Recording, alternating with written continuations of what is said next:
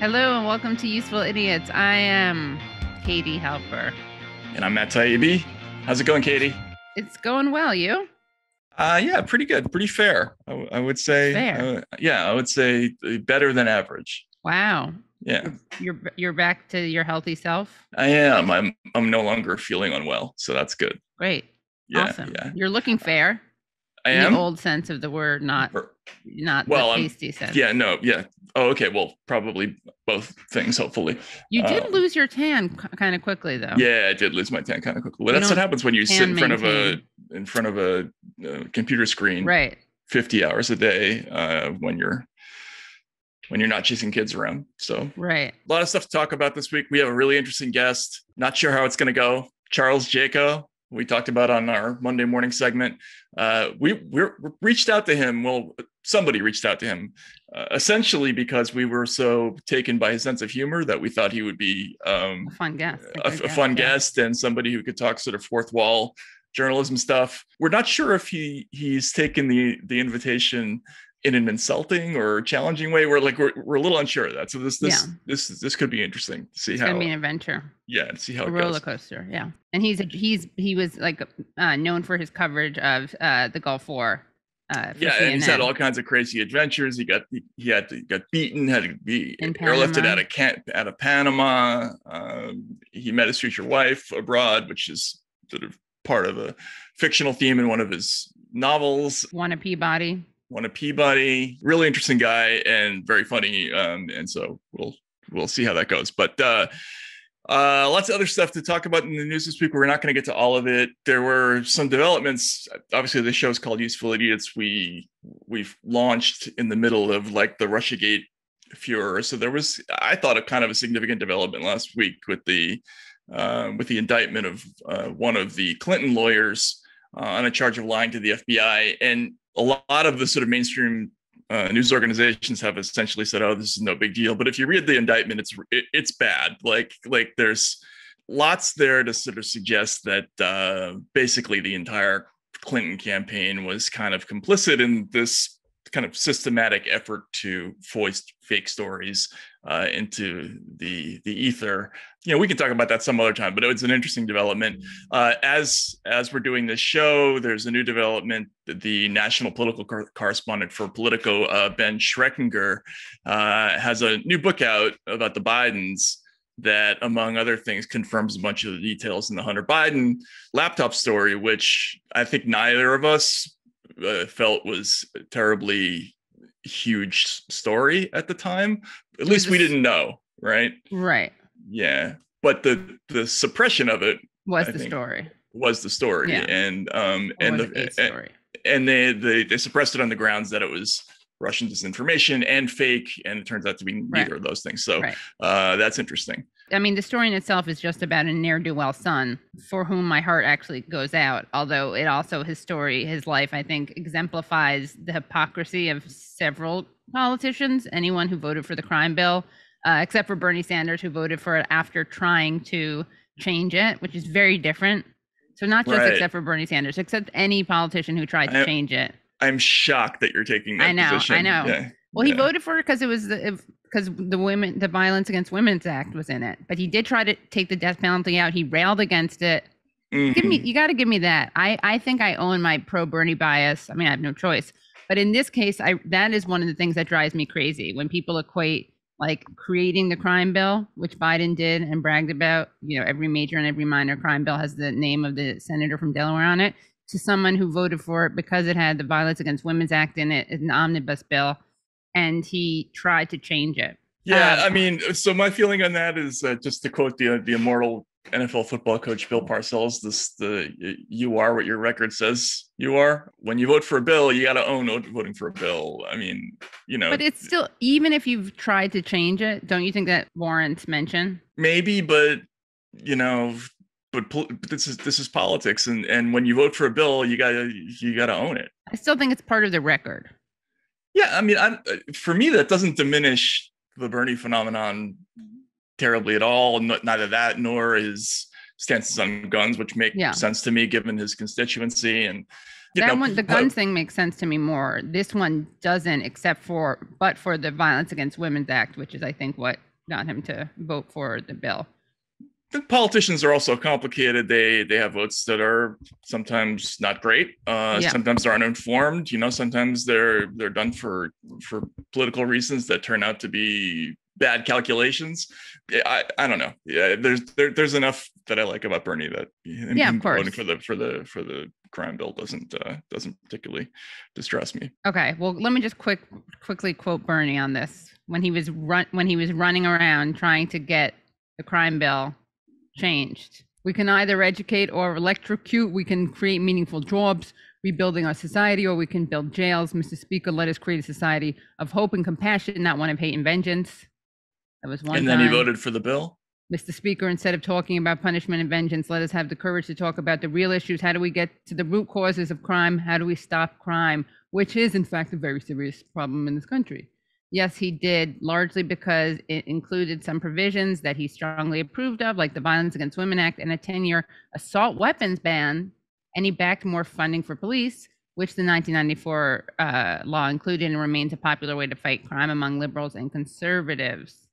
But he voted against the 1991 crime bill. He voted against banning Pell Grants for college for prisoners. He voted no to amend the 1994 crime bill to ban the federal death penalty, and he voted against the Anti-Terrorism and Effective Death Penalty Act of 1996, which stripped defendants and prisoners of their ability to contest court rulings, even when the rulings may be unconstitutional. Katie, how about just Bernie's not perfect? Can you go there? Can you say that? Yeah, but I would say like his voting. Yes, Can you say those words? Bernie's not perfect. I've already said that. All right, there we go. Okay, all right, good. I just think this case is different from his imperfections. Yes, he voted for it, but he did really run around trying to make it better.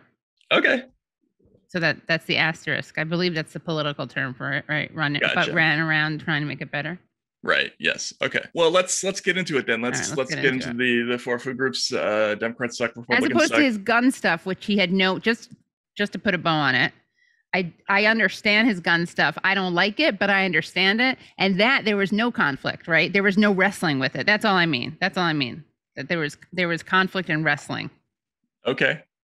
All right. He didn't try to change the laws that he did for the people of Vermont and their whatever. What do they have? Rifles? Katie, let me ask you a question. How did you feel when Democrats talked about how anguished they were over their Iraq war votes? They're like, oh, it was a really difficult decision. And yes, of course they're full of it. But what if I had seen that person speak against that vote, it would have made a difference. And I think voting for a war versus against a war, as opposed to an omnibus bill, is a little different. Okay. You come on, we can agree on that one too. I don't know. To me, it seems like the same thing. Like you have objections to it. That the difficult decision is yes or no on the bill, and you don't get credit for. It's not horseshoes. You don't get credit for being close. But that's okay. We can agree to disagree, right? This is us being mature. We're growing in our relationship. We're growing. That's what's happening. He was for the first Iraq war. That was a mistake. Right. He was for the first Iraq war. Wow. Right? Okay. There we go. I don't know. See how it just rolled off the tongue? Yeah, that was good. That was great. Progress. I'm growing. Yeah. Yeah. All right. So what do we have for the Democrats suck? Okay. So for Democrats suck, I mean, we have everything. They basically just suck so much. It's not even funny.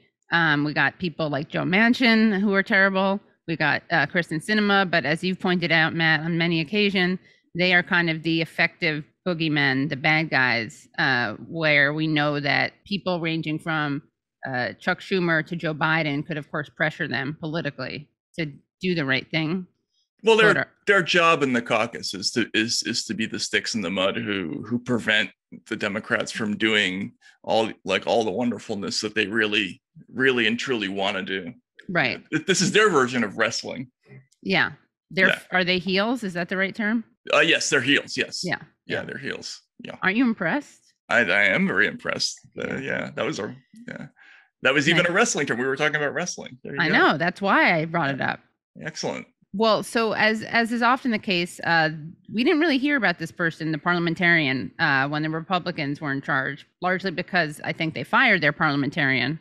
But the Senate parliamentarian ruled on Sunday that Democrats cannot create a pathway to citizenship for millions of people as part of their $3.5 trillion spending bill.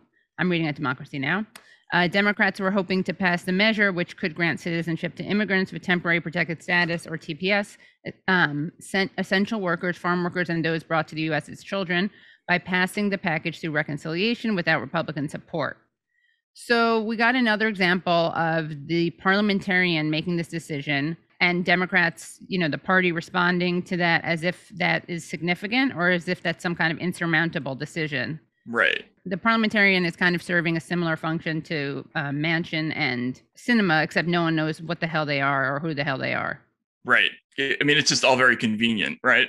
Yeah, it's all very convenient, and it's all a question of norms. Fault. It's all it's this norms. Like, I think, was it Sirota who talked about this with us? How the Democrats are obsessed with norms and process, and the Republicans couldn't care less.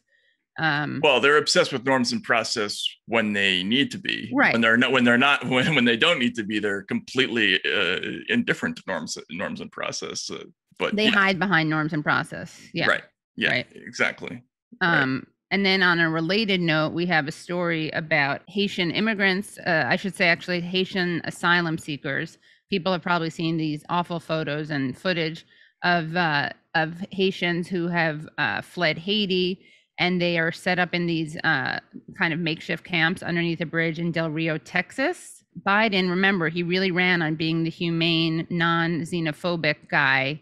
And they've already sent back 3 mass deportation flights to Haiti, and they're trying to mass deport 14,000 Haitian asylum seekers. Then you also see these images, these really disturbing images of men on horseback who have whips. In Del Rio, Texas, photographs and video footage of Border Patrol agents on horseback chasing, grabbing, and whipping Haitian asylum seekers have sparked widespread condemnation.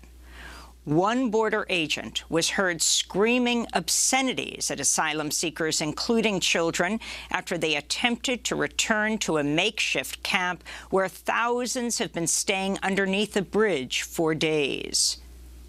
Hey, you use your women? This is why your country because you use your women for this. White House officials said they will investigate the violent attacks. Meanwhile, Homeland Security Secretary Alejandro Mayorkas traveled Monday to the makeshift camp in Del Rio, where he once again warned asylum seekers not to come to the United States. Only Haitians living in the United States before July 29th are eligible for temporary protected status. If you come to the United States illegally, you will be returned. Your journey will not succeed, and you will be endangering your life and your family's lives. Driven by hunger, hundreds of Haitian refugees crossed back into Mexico and returned to the U.S. makeshift camp carrying food. This is a Haitian asylum seeker who says he and his 2 children went without food for 4 days. People in the United States don't give us anything, just water. Since children only receive water, children are going hungry. We are out in the open. The United States government has no conscience. Advocates say at least 3 more deportation flights were sent to Haiti yesterday. Several more are expected today and in the coming days as the Biden administration continues its mass expulsion of Haitian asylum seekers, including families and children. What's interesting about this and disturbing is that Biden is using Title 42 to expel asylum seekers without giving them hearings first. And, in today, and nothing would fundamentally change, which of course is something that Biden said in front of a bunch of donors, not publicly, but it got leaked out. He was telling a bunch of rich people that nothing would fundamentally change under his presidency. Trump invoked Title 42, citing COVID-19, but health experts say it has no medical basis. So he's using something that Trump also invoked. And this is an interesting thing that AJ Plus tweeted out. 440,000 people have been expelled under Trump and 690,000 people under Biden. That's brutal. Just brutal, awful stuff. And And, you know, I think just remembering like that sometimes it's easy because these people are born in other countries. You think like, why is this our problem? Who cares? But what would you do in the same situation if you could? It's just a human response. Yeah, no, of course. Yeah. Of course. I mean, especially I know I'm if you have stating the kids. obvious, but yeah, if you have kids, yeah. Again, it's just the optics of this. It's just such, it just runs counter to what the Democrats seem to be wanting to present themselves as. I guess they've always done this on immigration. They've just never quite so openly and aggressively, Right. it feels like to me. Their NPR gathered some of the photos, and of course, if we saw any of these while Trump was president, there'd be justifiable outrage. But because Biden's president, we've seen these interesting excuses, ranging from people being like, "Is that really a whip? I think it's more of a rein," and not even kidding. And like, well, someone was like, "Well, these Border Patrol officers are Republicans and Trump supporters." To Biden is, you know, at least Biden feels bad about this stuff. Dudes on horseback in cowboy hats with whips. Not a good look for the United States. This whole Biden policy, immigration policy, they've been remarkably consistent about the whole "don't come here" theme. Yeah, it's true. To be fair, they were very frank about that. And in fact, we had that amazing Biden image, which we should clip in for later, of him standing in front of what looked like kind of a sun. I mean, it was so weird. It looked like it was part of a brochure or an ad campaign. And it's like, "I can't be any clearer, do not come," in Creole. Which is interesting because I don't know who the audience was for that. You remember the Haitian embassy tweeted that out? I want to see that. That's awesome. There it is. Okay, so how would you describe it? It says, "I can say quite clearly, don't come over," and it's in Creole on the actual image, and then it's translated into English, and it's the U.S. Embassy in Haiti's tweet quoting POTUS. This is back from March 2021. How would you describe for people just listening what the image of him looks like?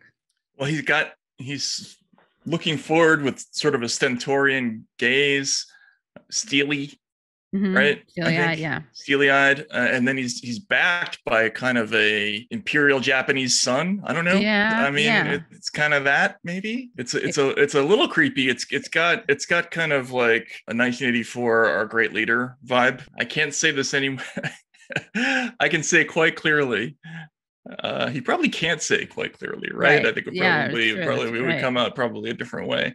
Here's the thing: Biden is sending these people back, but he's not calling it a shithole country. He's just sort of implying it. Well, he's actually probably not implying. I mean, he's. I think he's implying. I think he's. If any, I mean, maybe that they're shithole people, but I think if he were going to imply that it's a shithole country, that wouldn't be okay for him to not let them, to tell them clearly, don't come. I mean, I think the political message here is, oh, we're not letting a whole bunch of people, you know, who are either going to take your job or become a problem, you know, come into the country, right? Like that's a dog whistle message of all this. You know, the difference is Trump just comes out and says, "I don't want any people from shithole countries in our country." Right. I don't feel that one of those is particularly better than the other. I mean, I was being somewhat glib, or I was being glib. I was being somewhat, you know, sarcastic, but my point more is that that's not a big enough difference if you're claiming to be an existentially different person to Donald Trump. Yeah. You know, that is kind of the perfect metaphor, right? Like Biden has like nice memes versus Trump just calling these places shithole countries. I don't even know how nice that meme is. It's you know, it's fuck off. Don't come, right? When I say nice memes, I mean it's like aesthetically pleasing, which makes it kind of freaky. Yeah, it's very weird. It's terrible. It's really terrible. And mostly, I'm saying this to drag Biden. My main point is that this fucking sucks. Democrats are a bunch of hypocrites, and all of their defenders should be ashamed, because if you actually care about the rights of immigrants, undocumented people, asylum seekers, people fleeing violence and instability, which is what everyone claimed, you can't just cover for that. Once upon a time, I had a job as a translator for Russian-speaking asylum seekers. There's a couple, I think, misconceptions that people have about refugees from other countries. Except in very, very rare cases, there's almost always room, you know, the economic capability to absorb these folks. And the reality is, in most cases, maybe not the first generation of immigrants, but very shortly after, these, the people who come to this country seeking asylum end up becoming, our most productive citizens. There's a sort of vast net increase in things like, gross domestic product and all this other stuff. If that's a kind of thing that you care about, the argument, that they're coming here and they're draining our resources and they're taking my job and all that, it's just not really true. Actually, what's happening in a lot of cases is that we're getting people who they tend to be more patriotic than native-born Americans. They're dedicated to becoming citizens of the United States. They're often bringing skills that we don't find, in huge quantities among Americans, right? So native-born Americans, right? So it's frustrating. Like I'm not sure. The mystery for me is why the Democrats have settled on this policy, because they've moved on some other things. In the last 10 years or so. I think because honestly, you know why? Because they're so bad on like trade issues and class issues that for them to explain to people why they don't want why native-born U.S. citizens shouldn't fear immigrants, like they'd have to explain things in a way that they can't explain things, because that would, actually talking about kind of multiracial class organizing is antithetical to the Dems, right? Like you have to mobilize against the 1% to do that, really, or you have to, that's the logic that explains it, right? Like when Sanchez is like, Latino, Black, Native American brothers and sisters, it's not, they're not taking your jobs. And you had Trump being like, yeah, they are taking your jobs. And then you had Sanders and they're not bringing the best people. And they're bringing rapists. And then you have the Dems. And then Bernie's message was one of, multiracial unity and uniting around class interest. And then you have the Dems who were, if anything, it was like micro targeting around ethnicity and racial background and not around class. It's strange to me.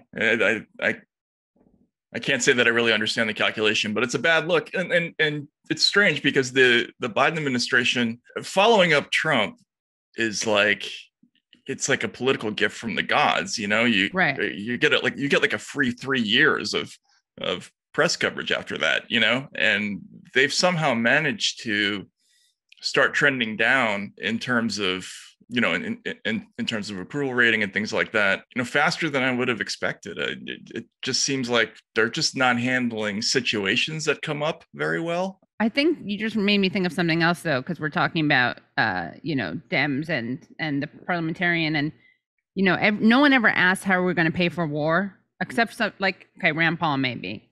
But in general, no one asked how we're going to pay for the war. People like to deficit hawk, deficit troll. And so when you're constantly presenting the world as this zero-sum game where we just don't have enough money to do things, that's another reason, right? So that's like, it goes along with that other image that the Dems create, which is as if we don't have the resources to do things and as if we have to make these sacrifices. Yeah, and that interestingly ties into the next segment of Republicans suck, which is a hugely related phenomenon. Mitch McConnell says the GOP will vote for the U.S. to default on its debt. As the White House stressed the urgency of raising the debt ceiling to avoid a government default, House Speaker Nancy Pelosi and Senate Majority Leader Chuck Schumer said on Monday that the House would pass legislation to fund the government that includes a debt limit suspension through the end of next year. It was a dare to Senate Minority Leader Mitch McConnell, who would need to lend 10 Republican votes to avert the filibuster and clear the Senate. The Kentucky Republican was unfazed. We will not support legislation that raises the debt limit, McConnell said after Pelosi and Schumer's announcement. Democrats do not need our help. Treasury Secretary Janet Yellen told Congress earlier this month that the government's money would likely run out in October because of financial uncertainty caused by the pandemic. Pelosi and Schumer said in a joint statement on Monday that the House would pass legislation before October to fund the government through the end of the year. And then it's Republican lawmakers who said they won't get involved with raising the debt limit and want Democrats to go at it alone, citing their, quote, irresponsible spending on a $3.5 trillion social spending bill. Anyway, you get the idea.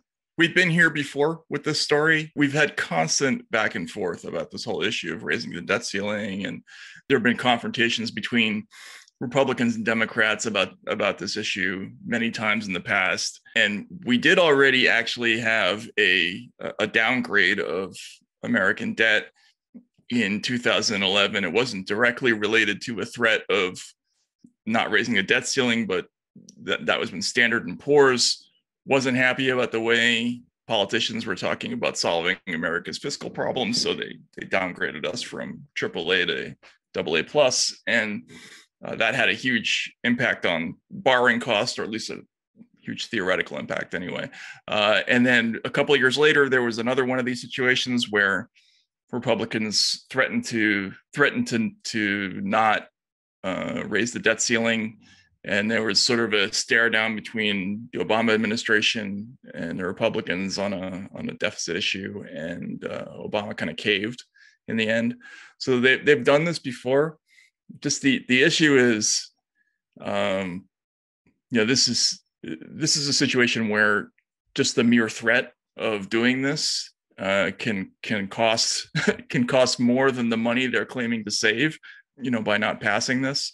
So because you can end up getting downgraded, and a default obviously would just be catastrophic for the United States. It would cost us a fortune to ever borrow money, and we have so much we have to borrow every year.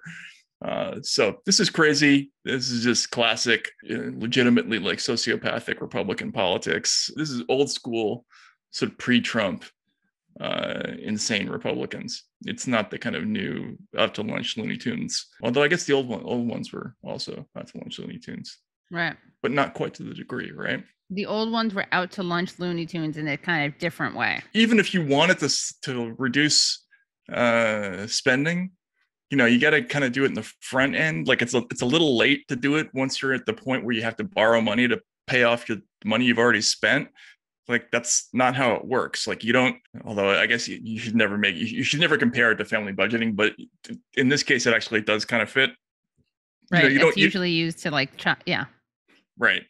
In this case, I think, if you want to control your personal spending habits, the way to do that isn't by not paying your credit card bill. Although I like that. I kind of like that. It's kind of like putting your head in the sand, but that's not very good fiscal policy.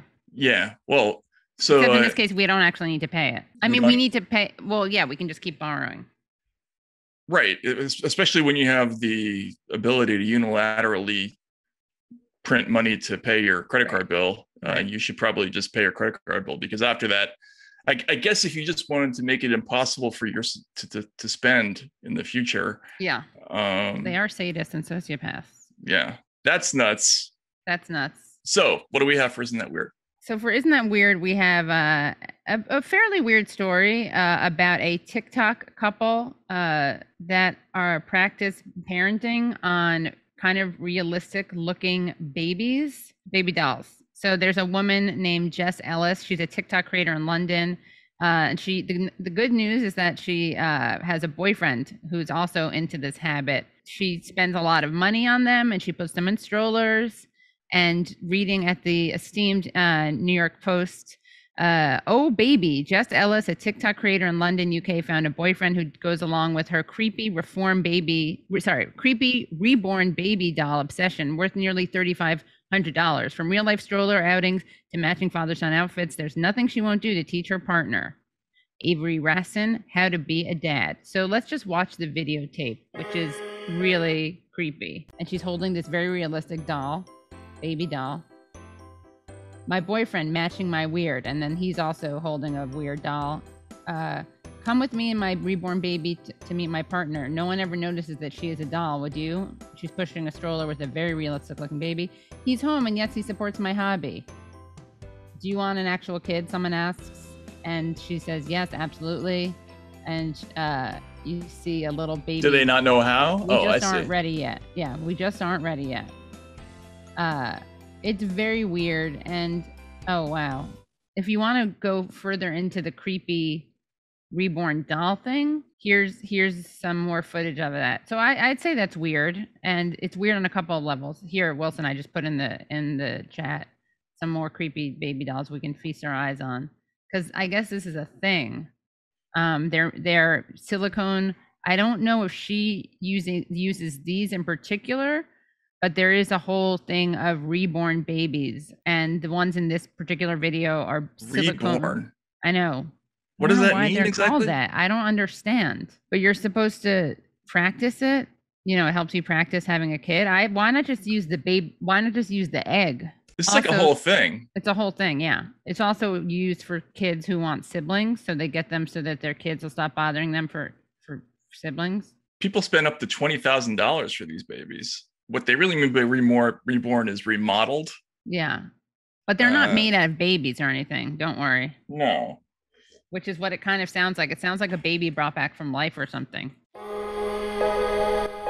This baby won't keep you up at night. Doesn't look very healthy, that baby, though. That's not an appealing looking baby. No, that one looks very realistic.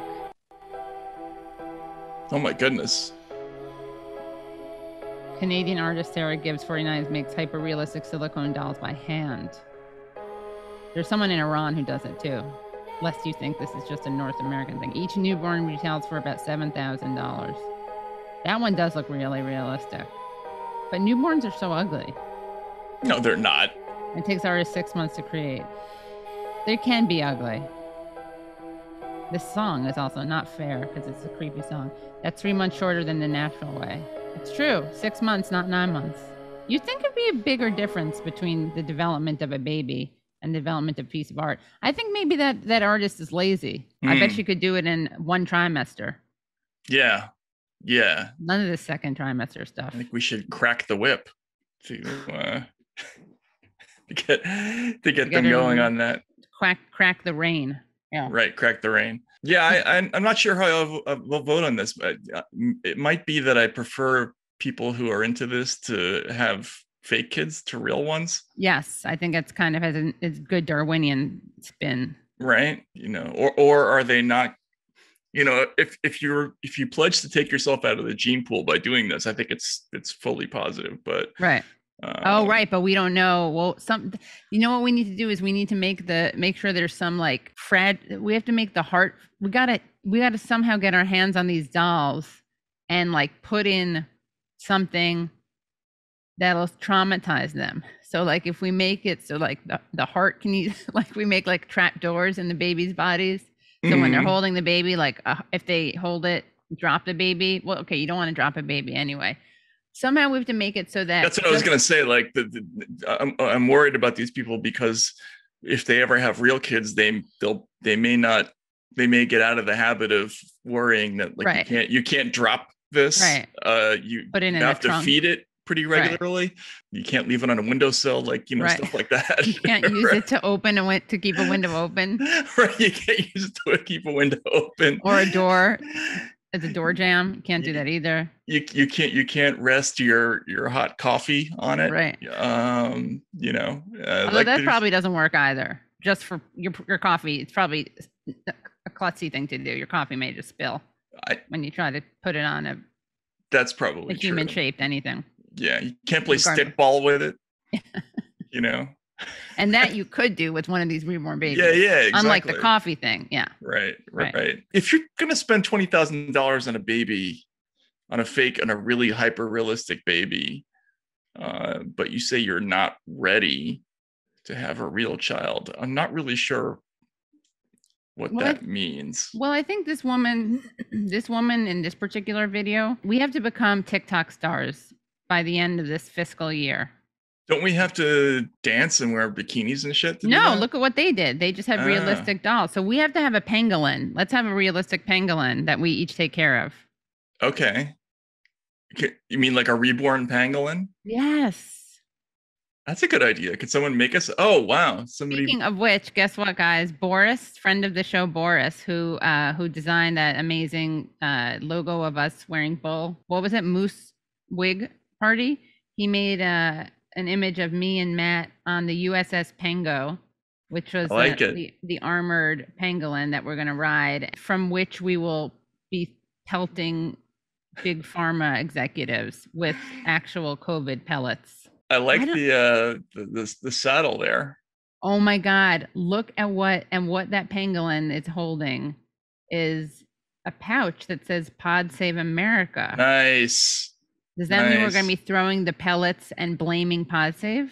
I don't know, but it's menacing. It's a great throwback. It has a court jester thing going on, as in we literally are dressed up as court jesters. But I like that the penguin has a little hint of it. If you scroll down, you'll see on his sleeves. He's got the little. I have a court jester hat. I don't see where the pellets are going to come out of, though. Maybe its head. Could you scroll in on my face, Wilson? It looks like I ran into a wall a little bit, doesn't it? My face is a bit flattened. Yeah, you're stunned. Mine, I look like one of those reborn babies. Yeah, you do look like a reborn baby. You actually really do, yeah. I kind of like that look. Yeah. All right, so we have to become reborn pangolin TikTok stars. Parents, yeah. Because we're not ready to have our own penguins yet. When you began the segment and you talked about these TikTok parents, like I didn't even know what that meant. This is a whole world that I'm just not privy to at all. We do. We got to get on TikTok. All right. We'll figure out how. Guys, send us. I'm going to tweet out right now, actually, what could Matt and I do to get famous on TikTok? All right. For Isn't That Terrible? And again, we go to the New York Post. Is sponsoring the show. We're in partnership with them. Just and they're becoming sort of the Fleet Street of the United States. But they've always been that, right? Which I guess is not surprising since they were owned by Rupert Murdoch. So the headline is "Man defecates in grocery freezer. Shopper ends up with it on her hands." So we see the photo of the accused here. Caption is "A man allegedly defecated in a grocery store freezer in Oklahoma City." It's a short article, very well written. So let's just roll through it. Police in Oklahoma are searching for the culprit who defecated in a grocery store freezer after a woman made the revolting discovery when she was reaching for a bag of pizza rolls. Nice detail, right? Pizza rolls. The male was captured on surveillance cameras defecating inside the freezer at the store in Moore on Sunday night.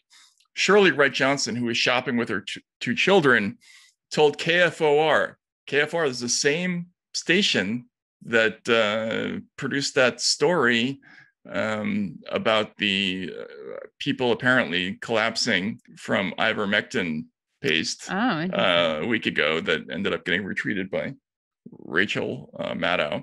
But anyway, told KFOR she ended up with feces all over her hand after she reached inside the freezer for the bag of frozen food.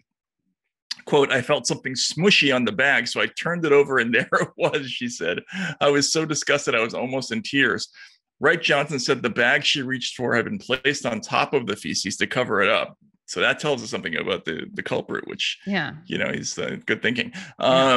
She immediately alerted store employees and then scrubbed her hands clean. Quote, "I bleached my hand. I disinfected my hand," she said, adding it did little to deter the smell. All the way home, her children were like, "Mom, I can smell it. I can smell it." Oh my God. And I'm like, "I smell it too, baby." After reviewing the surveillance videos, police said the man was also allegedly taking photos of women inside the store. That adds a little curveball to the story. The suspect left the store immediately after defecating in the freezer, police said. So you think maybe he's a nice guy who defecates in freezers until you read that he's taking photos of the women. Then you're like, he's kind of creepy. Yeah, my first thought was that this was just kind of a sad story about someone who's probably homeless and doesn't have a place to defecate, and so probably not something that you'd want to joke about. But the last part of the story makes me think that this is like maybe some kind of performance art or like a sexual fetish, right? Like, oh yeah, guy gets off on kind of like staring at women and then has to take a dump to complete the fantasy or something. I don't know. Maybe is that possible? For women squeezing smushy poop. Is there a paraphilia that gross, that falls under that category? I mean, in the photo he looks like he's, not that you can tell, and this is probably a problematic thing to say, but he doesn't look homeless. No, he's got a good haircut. Got a cell phone, good haircut. The other thing when I read this story, one of the things I thought of was, I'm not going to lie, I can. Anyway, I wonder if they caught this guy. It's tough to know whether this is an act of hostility or whether this is a compulsion, whether it's a jokester. Yeah, come on the show. Yeah, explain yourself. Yeah. In a non-judgmental environment. I mean, you will not get less judgmental than Matt Taibbi on this issue. I'm afraid I've outed myself about something really gross. This should be Substack only. Yeah. Okay. Well, that was the 4 food groups. Yeah. Ironically. So, okay. Well, we have a really interesting guest, thinking a little bit outside the box. This is somebody we talked about on our Monday morning segment. CNN reporter Charles Jaco. He's got a start in radio in St. Louis in the 70s. Went on to become a novelist. He's a columnist also for the St. Louis American, longtime veteran journalist, very funny dude, it seems, from his YouTube clips and from his books that we got a chance to read in the last couple of weeks. So, Katie, you're looking forward to talking to Charles Yes, Jaco? definitely. Yeah. I hope he is too. Like, we don't know. Yeah, I think he is. We'll see. I feel like we'll be able to find out fairly soon, fairly quickly. Yeah, this could be a short interview. Like, this is the first time where we're not really sure. Yeah. Yeah, where we have there's an element of the unknown going on here. He also did interview Todd Aiken. He's the guy who asked him a question which provoked the response of women can't really get pregnant when there's legitimate rape. So this should be interesting. Let's talk. Yeah. Let's talk to Charles Jaco.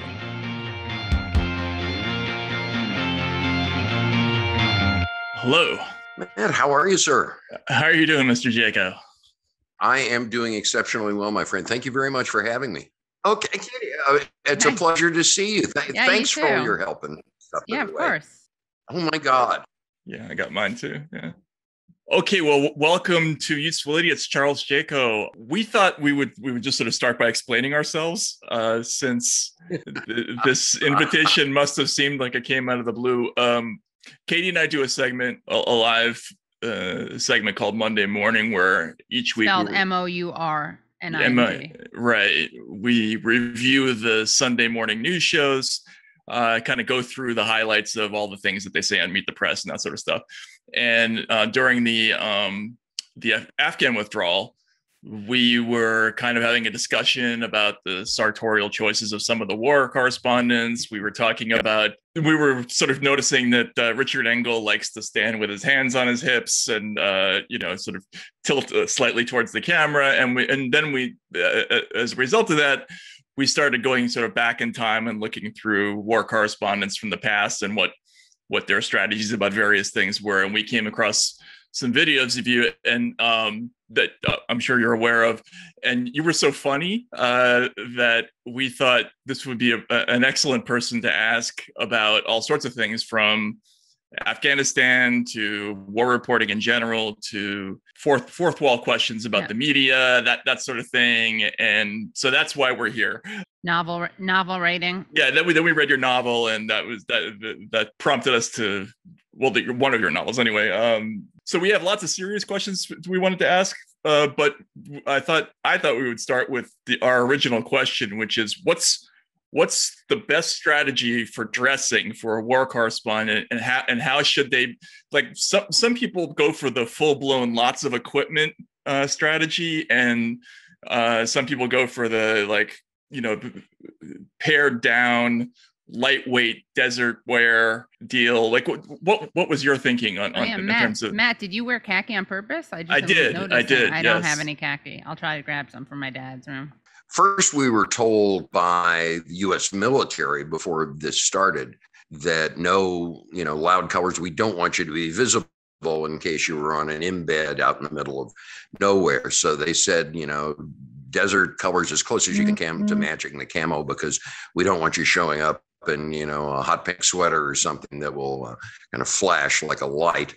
And in terms of the full battle rattle, I think it's just, are you being shot at that particular moment or not? If you are not being shot at, then there's really no need for, the body armor and the helmets and everything, because we had incoming missiles and shrapnel exploding over the camera position or very close to it. Sometimes we would wear the body armor. Sometimes we wouldn't. We always had the gas mask with us because we were told to assume, which turned out to be wrong after the war, we were told to assume that Saddam had indeed been able to match chemical warheads on his missiles. Now, he obviously had not. But at the time, We were, told to assume that, have your gas mask with you at all times. If you think you smell gas, put on the yell gas, gas, gas, so everybody knows. Put on and secure your face piece, and try not to get in the way or get killed while you're doing it. In terms of so in terms of dress, it was like, okay, kind of khaki, roughly military looking stuff. So all right, that's easy. I've got a dull wardrobe anyway. That was the reasoning behind that. I mean, I think in some cases, I don't know if people actually make those conscious choices. I mean, I'm sure they do. When I was, getting dressed, it's like, okay, what's the weather? Because it gets awfully cold very fast in the desert at night. So it's okay. You'll layer stuff on. So I'll put on a, kind of a sweatshirt over the, shirt and that sort of thing, or I won't, depending. Is it going to be raining? Is the dew heavy? Is it going to be bloody hot? So mine was generally based on functionality and whatever I had in my closet or in my suitcase. There was no consciousness. I'm sure people who are a good deal more photogenic than I make conscious choices about what it should look like. But for me, it's like, well, this is what we've got with us, so I guess that's the fashion choice. Right. Yeah. It seems like there are basically two species. There are the people who just do it for functionality, and then there's others who are very conscious of how war correspondent they look on air, basically. I kind of like these guys who take keffiyehs or scarves or something and tie them kind of raffishly around their neck like they're a World War I aviator. That's right. That's a good look. I should have tried that sometime. That like kind of Lawrence of Arabia thing. Yeah, I think that that is a good look. On a more serious note, the first Gulf War was really the first truly like 24-hour news story. I mean, obviously they had 24-hour news before that, but it tended to be, the same newscast kind of looped over and over again. This was really the first story where you got a continually fresh updates of news, and people could expect to see something new every time they turn on the news channel. And you were part of that, that transformation between an era when people watch the news once or twice a day, and now when people are constantly checking the news at every time of the day to see whether something has happened. Do you ever think about that? And do you think that's been a positive or a negative or both for the news business? It's fascinating, and it's all a function of technology, of course. What can you do and what can you get away with at any given time? And at that point, the technology had been developed where it could be done. And in terms of broadcasting live from Baghdad, which is not where I was. That's where Peter Arnett and Bernie Shaw and John Holloman were. It was because CNN had specifically set up a series of microwave repeaters out in the desert around the city, because they figured the first place that would be bombed was the telephone exchange, which is where all the major networks had their feeds coming through. And CNN went around that with just a little foresight. So it's a matter of technology. In terms of real world effects, I always thought it was actually a good thing, but we should have put up slides that said, look, this is being brought live. The first draft of history is always wrong. Your first immediate reports from the scene are always wrong. Take this with a grain of salt, and we'll try to sort this out. This is why pencils have erasers as the coverage goes on. Don't take any of this as gospel, because in the fog of war and the heat of trying to get this on, we will probably get quite a few things wrong, which I think we did less than we thought we were going to. As time has come along, it's obviously been a force for propaganda, which is something that I found just very, very disheartening, because we thought this was a great leap forward. I'm proud of what we did, and by we, I mean 90% of the credit of everything that went on to the Gulf War belonged to the men and women whose faces you never saw. These were the techs, the camera people, the gearheads who actually set this stuff up and knew how it worked. Without them, we would have been on telephones. Right. I think that in the fullness of time, it's not turned out to be a good thing, especially as live news, cable news has morphed. One of the things that really annoys me now is that you've got these platforms that can give you 24-hour news, but certainly on the three major channels, CNN, MS, and Fox, it's degenerated into just talking heads rather than using the expertise of the reporters in the field. You know, you've got the ability to bring those signals back live. You have the people in the field. Why you're not using them is beyond me. I'm assuming just because it's cheaper. I don't know. But after a while, you know, right now, for example, I would much rather see a well thought out reporter's package live from the field on the effects of COVID on fill in the blank, the pediatric population, than see a panel of three learned talking heads talking about the same thing. That's what I feel right now is the big downside. It's interesting, right? I mean, I was wondering, like, at the time, were the CNN producers, were they aware going into the Gulf War that this was going to be like kind of an adventure, like a new adventure for the television news business? Like that this idea of constantly creating sort of reported content in a way that hadn't been done before. Did you strategize for that? No. In Atlanta, I'm sure they did. I mean, their job was to beat the other guys. So by setting up that workaround in Baghdad, they could get a signal out when nobody else could. And they had satellite links set up all over the place. In terms of the larger effect, I mean, it was a job. I had covered a lot of conflict in Latin America. So I was called out of the Miami Bureau to do this. And we had no idea. I mean, it was another job. We were still referred to as chicken noodle news by the other network. So that's right. I forgot about that. We had no idea.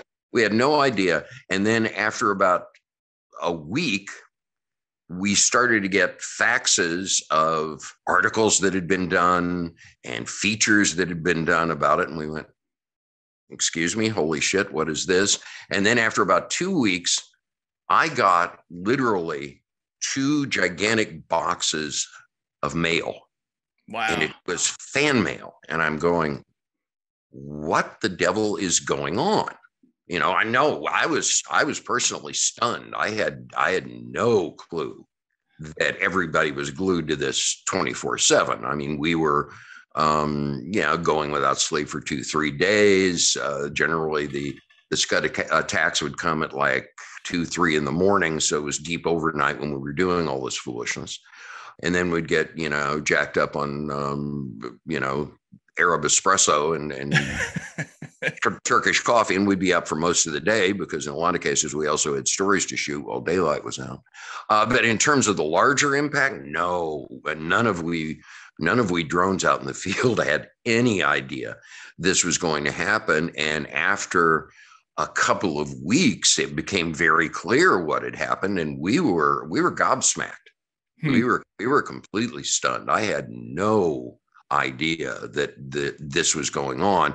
And then we got a rotation crew of correspondents and technicians coming in after things had started. And then they filled us in on what was going on back at the States. We went, really? Really? People actually know what CNN is? Really? My word. So, it may have been part of a long-term plan that Ted Turner and Ed Turner and Bob Fernand and the rest of the, and Tom Johnson and the rest of the executive suite people had. But for the rest of us, we were clueless as to what was going on until it became apparent that we had this sort of effect. And our response was always the same. Well, I should have gotten a better haircut and maybe upped my wardrobe a little had I known this. Right. But no, we did not know until after the fact. And we were floored. I mean, we weren't used to being recognized. We certainly weren't used to having articles done about us and having mammoth press coverage. And it almost became like we became the story in terms of how CNN did this. And that was strange and a little uncomfortable. But mostly it was, oh, that's a nice distraction. It's like mail from home. And then you go right back to doing what you were doing previously.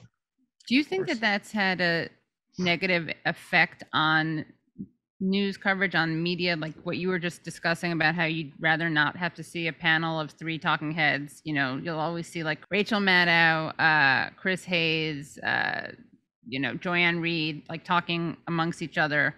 Do you think that the kind of star power of correspondents, journalists, anchors, or on-air personalities, right? Yeah, all of those things. Yeah, has had a negative effect on reporting? Well, I maybe it's partially that. I think it's just easier and simpler to get talking heads into a studio. That way the programming will get on the air. I mean, what annoys me is I know CNN and NBC News with MSNBC and to a lesser extent Fox have a widespread network of correspondents all over the place. So at any given time, it would seem that you could do reports from people who are actually working these stories rather than have the panels. And again, the only thing I can think of is maybe it's economics and it's cheaper to do. Maybe there's a certain amount of star power in that they want to see the anchors more. I find it an amazing waste of resources. You've got good, smart people covering good, smart stories all over the place.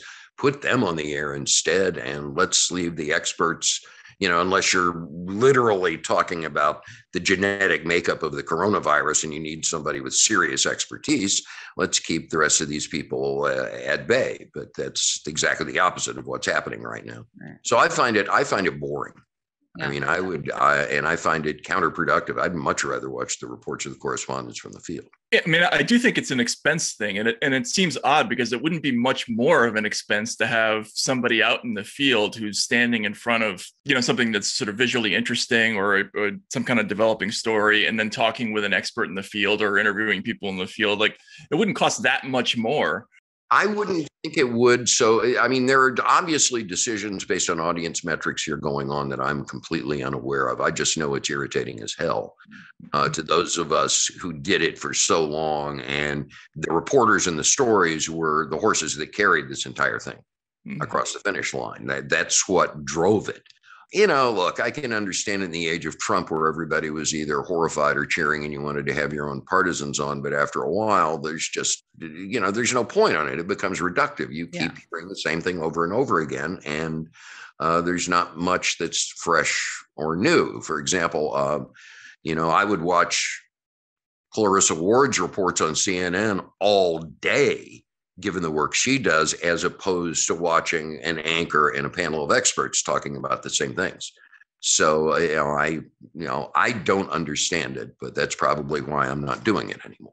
We've seen this sort of, and I saw this, I was in the former Soviet Union in the 90s, and I watched this process of these big bureaus all sort of started closing down because the companies like CBS, ABC, NBC, they didn't want to pay anymore to keep them open, and they started doing more reports from home, or they would use a stringer, or they would use AP footage or something like that. Were you did you see any of that process happening, and what do you think about that development in American news? I don't think it's a good thing at all, but I mean, for example, even the simplest things. You will have on the evening news shows, which I'm showing my age here. I'm still a devotee of the 3 evening news shows. You'll have somebody standing on a New York street fronting a story that happened in Idaho or something, just because it's easier and cheaper to smack it together in a studio, take affiliate tape and turn it around that way. I find that absolutely appalling. It's like, why? You have people, you just don't want to spend the money to put them there and deal with the expense of doing uplinks and everything else. I think that's penny wise and pound foolish. And I think that the viewership for a lot of this stuff may have stagnated or started to go down for that very reason. The stuff has become eminently predictable and you know what you're going to get. It's been a real pleasure. You guys are fun, and this has been really, really interesting. I appreciate you letting me blovate like this. No, of course. And thanks so much. We'd love to have you on again. And, come back on again. We can rate the body language of other anchors. We can. Oh, okay. Yeah, we could do something like rate the room, except yes. He's trying to look a little studly, but he's got this Dior thing going with the keffiyeh. Now, is he doing it like an ascot, or is he tossing it over his shoulder? Right. Yeah, exactly. Like an It's aviator. sort of like a half Arthur Kent kind of a thing going on. Like, yeah, there's just a lot of that. We would love to do that with you. So Yeah. thanks so much for coming on. You're very welcome, guys. All Yeah, right. thank you so much. Take care now. Bye. Bye-bye. And to hear the rest of the interview, please go to usefulidiots.substack.com. Well, that was great. It was.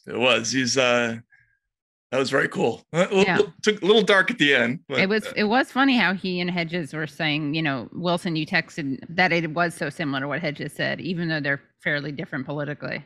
well, they're kind of coming at it. They've been around the block. from different angles. Like, Right. I agree with him about a lot of things, but having done all the campaign reporting and watching this phenomenon, like some of it is sort of a diagnostic issue. Like, why are these people pissed off? Right? Is it because of this, or is it because of a combination of things? He mentioned the union people who are Trumpers. Now, I remember discovering that too at Trump rallies in 2015, 2016, and thinking, well, that's really weird. And then you ask them, and they say, well, yeah, no, my family voted Democratic for generations, and then NAFTA came along, and Right. It's and the now, family of the Democrats in lots of cases. Yeah, exactly. And I think they made the wrong choice, right? Because Trump wasn't, of course, he wasn't pro-worker in any sense of the word, right? And